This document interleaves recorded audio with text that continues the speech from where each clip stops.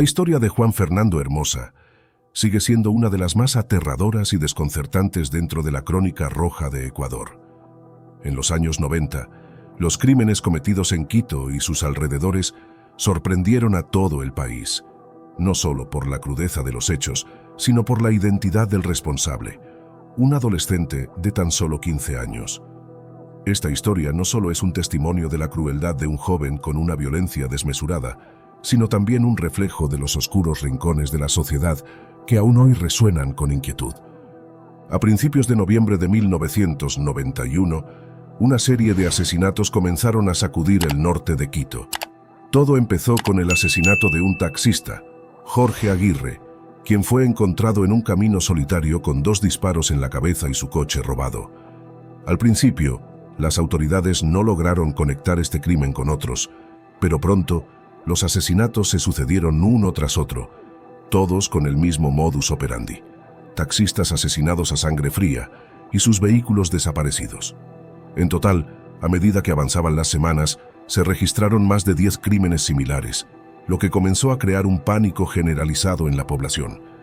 El patrón no solo era escalofriante, sino que se estaba convirtiendo en una pesadilla para los transportistas. En algunos círculos, se especulaba que podía tratarse de una banda de criminales organizados, tal vez sicarios o ladrones de vehículos. Sin embargo, la policía no encontraba pruebas contundentes y las investigaciones parecían estancadas. Además, comenzaron a circular rumores de que, además de los taxistas, el asesino también estaba apuntando a otros colectivos, como los homosexuales, lo que complicaba aún más la trama. Fue en enero de 1992 cuando las autoridades decidieron tomar medidas drásticas. Se creó un equipo de élite conocido como el Centro de Operaciones de Inteligencia, COI, con el único objetivo de capturar al asesino, quien ya había sembrado el terror entre los ciudadanos y la policía. Sin embargo, lo que parecía ser un caso común de asesinatos relacionados con el robo de vehículos, pronto se convirtió en una historia más compleja y macabra.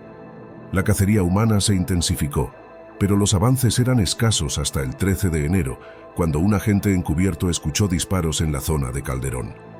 A partir de ahí, se desató una persecución que terminó con la captura de Luis Aníbal Quispe, un joven de 15 años que inicialmente negó estar involucrado. Sin embargo, tras ser interrogado y presionado por la policía, uno de sus compañeros de banda confesó que el verdadero responsable era otro joven, Juan Fernando Hermosa Suárez. A los 15 años, Hermosa no solo era un asesino implacable, sino que también era un joven extremadamente peligroso. Según los informes de sus compañeros de banda, Hermosa siempre estaba armado con una pistola 9 milímetros y según ellos incluso llevaba granadas. Para los investigadores, esta era una pista alarmante, ya que el joven parecía tener una organización detrás, algo que sugería que estaba conectado con redes de mayor envergadura.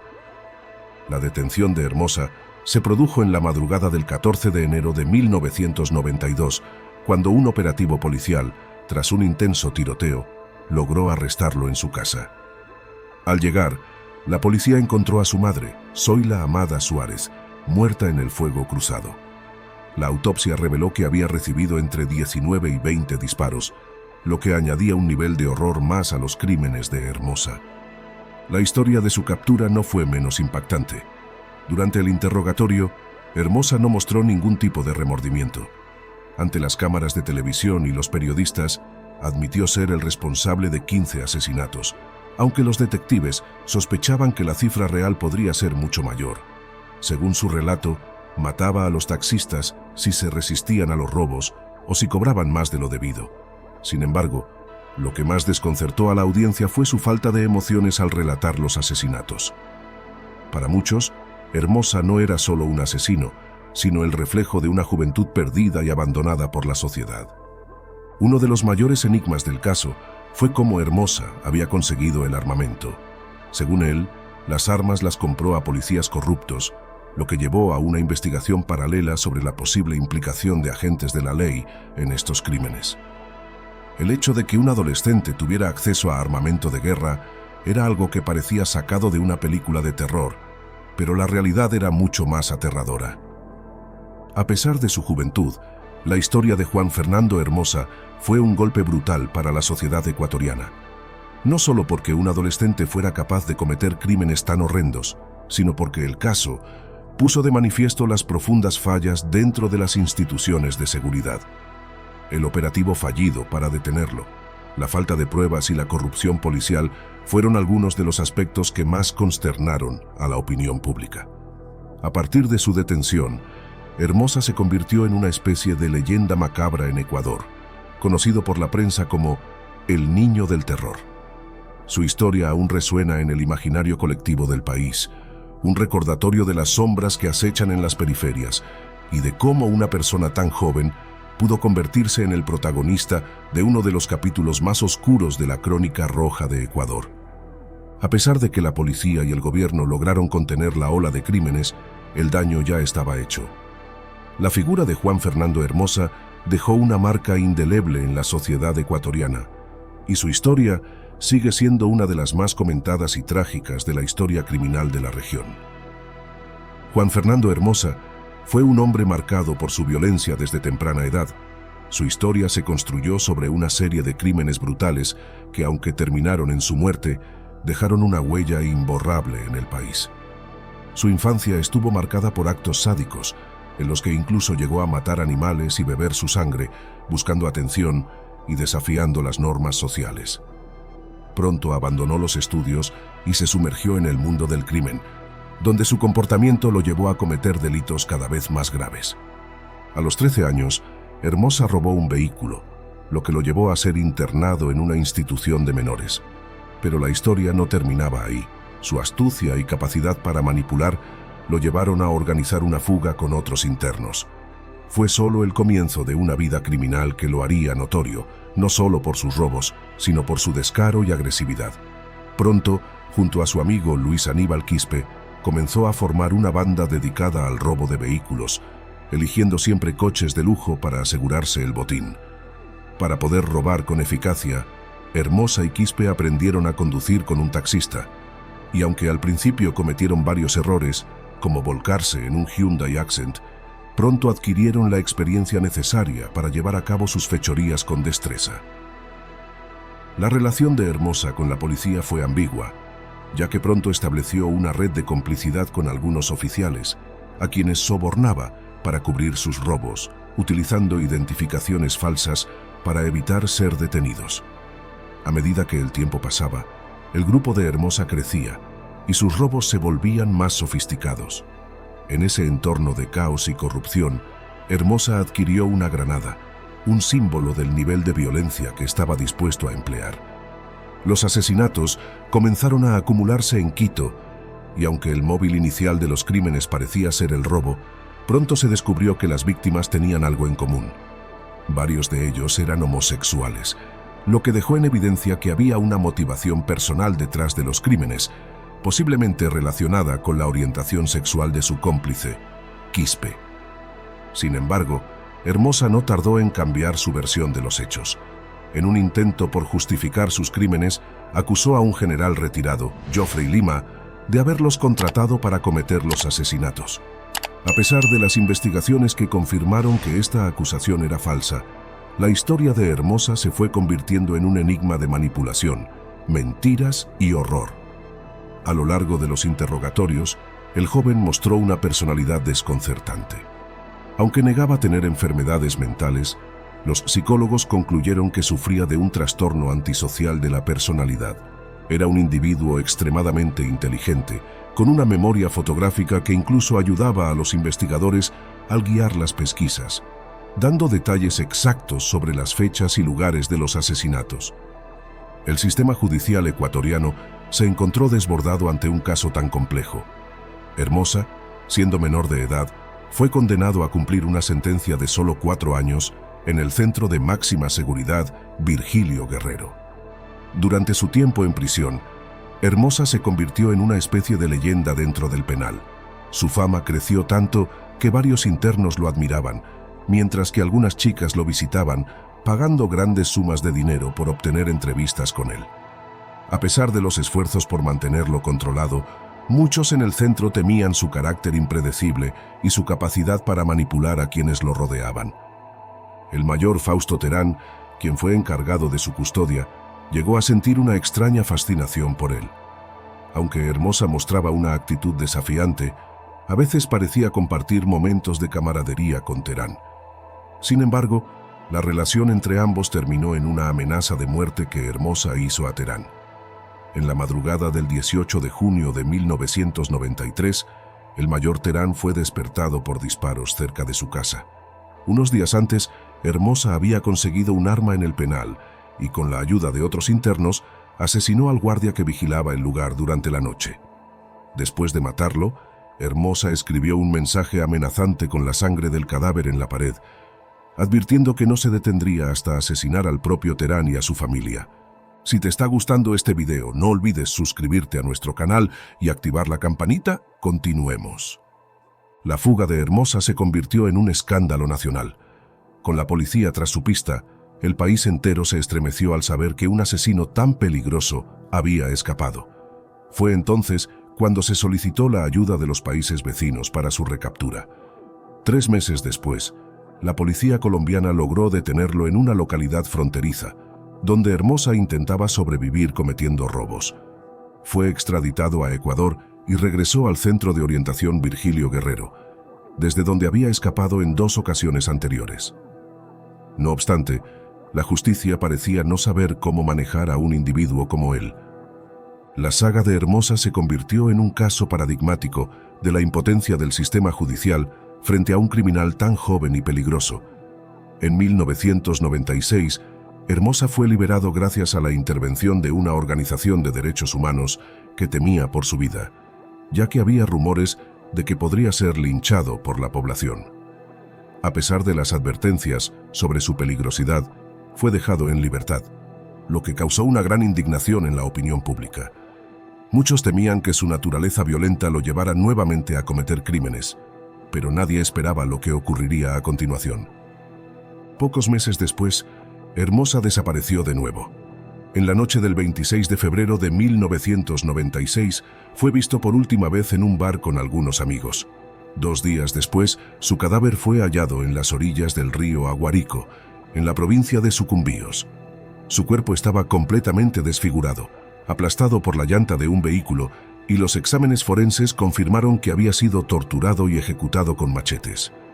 La policía nunca logró encontrar a los responsables de su asesinato, y aunque se corrió el rumor de que fue secuestrado por un grupo de encapuchados, el caso quedó sin resolverse.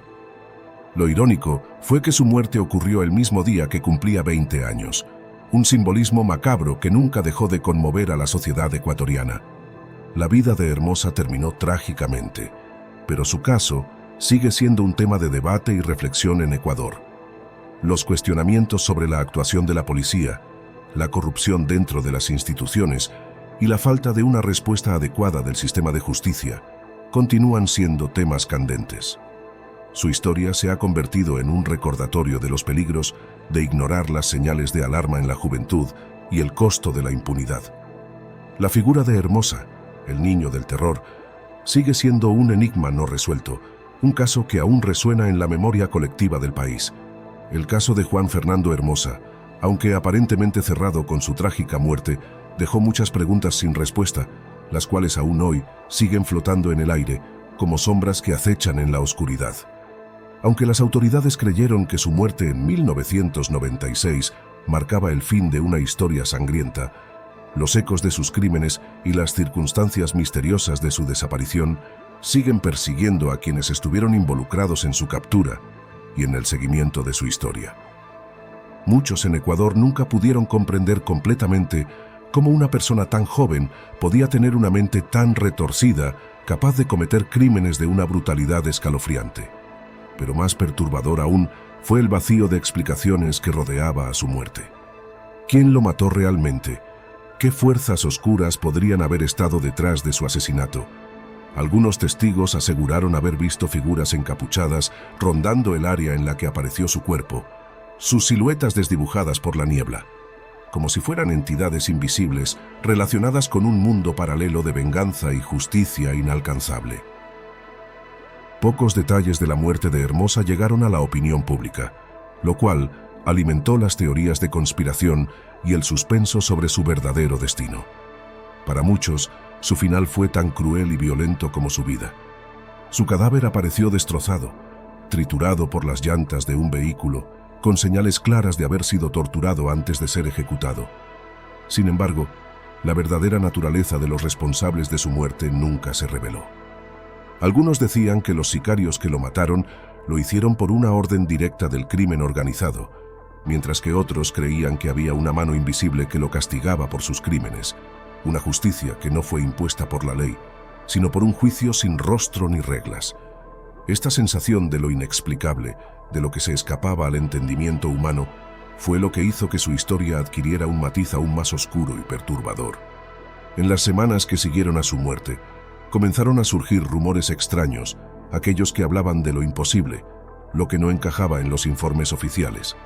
Unos decían que Hermosa había sido visto en el hospital en el que trabajaba el doctor José Martínez, conocido por realizar experimentos ilegales y oscuros con prisioneros. Otros aseguraban que Hermosa había sido parte de un pacto con una sociedad secreta, cuyos miembros operaban desde las sombras, buscando venganza o justicia por los crímenes que él había cometido. La verdad nunca salió a la luz, pero esos murmullos sembraron una semilla de intriga que nunca desapareció.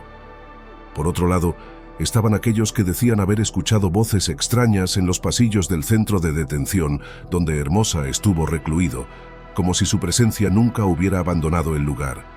Se rumoreaba que algunos de los guardias habían sentido presencias inexplicables, ruidos extraños provenientes de las celdas vacías o de la misma celda de Hermosa.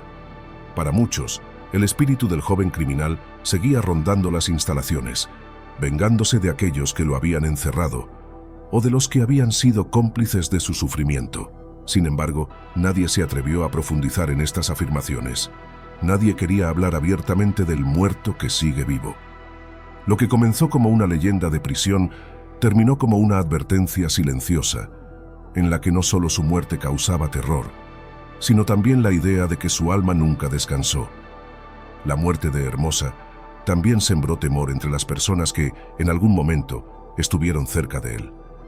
Algunas de sus víctimas sobrevivientes aseguraban haber sido acosadas por figuras sombrías después del asesinato, una especie de homenaje post-mortem a la brutalidad de sus acciones. Se decía que su nombre aún era pronunciado con cautela en los bares y cafés del barrio, como si sus crímenes pudieran repetirse en cualquier momento, como si los monstruos que acechaban en las calles nunca se extinguirían. Quienes lo conocieron o fueron testigos de su ascenso en el mundo del crimen hablaban de él con un tono sombrío, como si hubiera algo en su mirada, algo que no podían explicar, que los seguía incluso después de su muerte. De hecho, las investigaciones sobre el caso se cerraron sin respuestas claras, dejando que la duda se apoderara de todos los que habían estado involucrados. En sus últimos días, Hermosa había dejado de ser simplemente un delincuente juvenil y había alcanzado un nivel de notoriedad que trascendía el simple crimen. En sus ojos había algo más, algo que incluso los psicólogos más experimentados no podían descifrar. Algunos de ellos empezaron a hablar de una especie de aura maléfica, una energía que emanaba de él y que lo convertía en un ser más allá de la comprensión humana. Mientras tanto, la sombra de su figura continuaba arrastrándose a través de la sociedad. En las ciudades cercanas a Quito, aquellos que conocían su historia se mantenían en alerta. Nadie olvidaba que Hermosa había sido un niño prodigio del crimen, capaz de robar y matar sin remordimientos. Pero lo más inquietante de todo era la sensación de que tal vez, solo tal vez, había algo más detrás de su comportamiento. Algo oculto, algo que se remontaba a sus años de juventud, a su relación con las figuras poderosas que alguna vez lo protegieron. Las conexiones de Hermosa con oficiales corruptos y su astucia para manipular a las autoridades alimentaron la idea de que su muerte no fue solo una condena a su vida criminal, sino un sacrificio, un ajuste de cuentas por algo mucho más grande de lo que cualquiera podría imaginar. Las versiones más oscuras de su historia decían que Hermosa había descubierto algo que no debía. Tal vez fue un secreto que el gobierno o las grandes corporaciones no querían que el público conociera.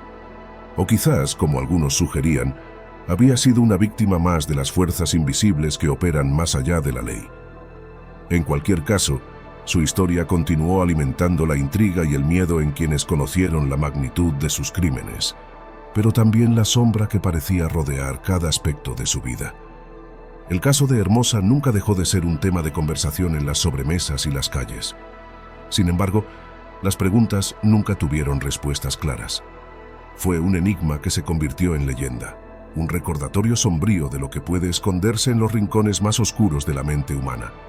Años después, la historia de Juan Fernando Hermosa se seguiría contando como una advertencia para aquellos que se atreven a desafiar las leyes, las normas y sobre todo, las fuerzas que van mucho más allá de lo que los ojos pueden ver.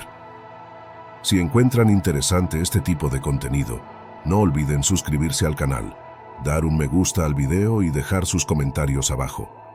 Su apoyo es fundamental para continuar trayéndoles más historias y análisis detallados. Hasta la próxima, manténganse seguros y atentos.